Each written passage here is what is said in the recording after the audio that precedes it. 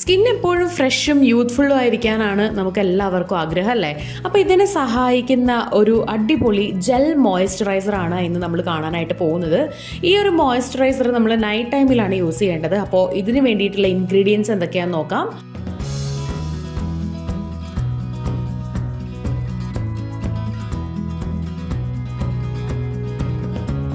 Cucumber, കറ്റാർവാഴ gel, almond oil, rose water, ഇത്ര ingredients മാത്രമാണ് നമുക്ക് ആവശ്യമുള്ളത്. ഇനി ഇത് തയ്യാറാക്കാം.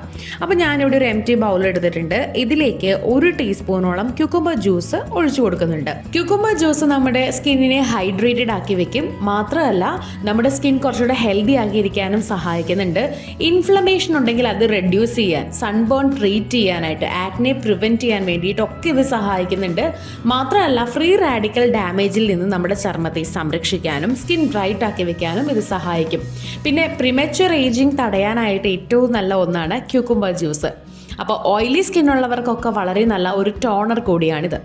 ഇനി ഇതിലേക്ക് നമ്മൾ ചേർത്ത് കൊടുക്കാനായിട്ട് പോകുന്നത് ഒരു 2 ടീസ്പൂണോളം കറ്റാർവാഴ ജെല്ലാണ്. എല്ലാവർക്കും അറിയാം, കറ്റാർവാഴ ജെല്ല് നമ്മുടെ സ്കിന്നിന് ഒരുപാട് ഗുണങ്ങൾ ചെയ്യും.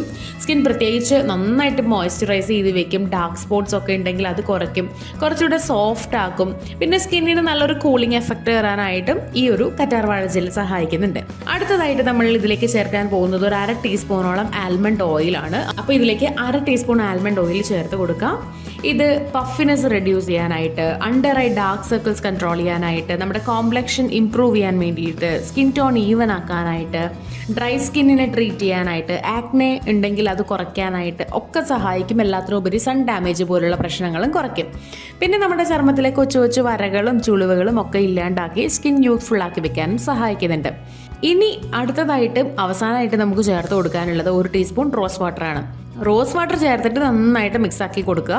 ഒരുപാട് വർഷങ്ങൾക്ക് മുൻപേ നമ്മൾ റോസ് വാട്ടർ സ്കിൻ കെയറിന് വേണ്ടിയിട്ട് യൂസ് ചെയ്ത് വരുന്നുണ്ട്. പ്രത്യേകിച്ച് ഇത് നമ്മുടെ കോംപ്ലക്ഷൻ ഇംപ്രൂവ് ചെയ്യുന്നത് മാത്രമല്ല, സ്കിന്നിൽ എന്തെങ്കിലും റെഡ്നെസ് ഉണ്ടെങ്കിൽ അത് കുറയ്ക്കും. ഇതിലുള്ള ആൻറ്റി ബാക്ടീരിയൽ പ്രോപ്പർട്ടീസ് നമ്മുടെ ആക്നെ കുറയ്ക്കാനായിട്ടും സഹായിക്കുന്നുണ്ട്. ആൻറ്റി ഇൻഫ്ലമേറ്ററി പ്രോപ്പർട്ടീസ് ഇതിലുണ്ട്. ഇത് നമ്മുടെ സ്കിന്നിൽ ഉണ്ടാകുന്ന റെഡ്നെസ്സും പഫിനെസ്സും കുറയ്ക്കും. അപ്പോൾ ഇത്രയും ഗുണങ്ങളുള്ള ഇൻഗ്രീഡിയൻസ് എല്ലാം കൂടെ ചേർത്തിട്ടാണ് നമ്മൾ തയ്യാറാക്കുന്നത്. എല്ലാം നന്നായിട്ട് മിക്സാക്കി എടുക്കുക. നമുക്കൊരു ജെല്ലായിട്ടുള്ളൊരു കൺസിസ്റ്റൻസിയിലേക്ക് ഇത് കിട്ടും.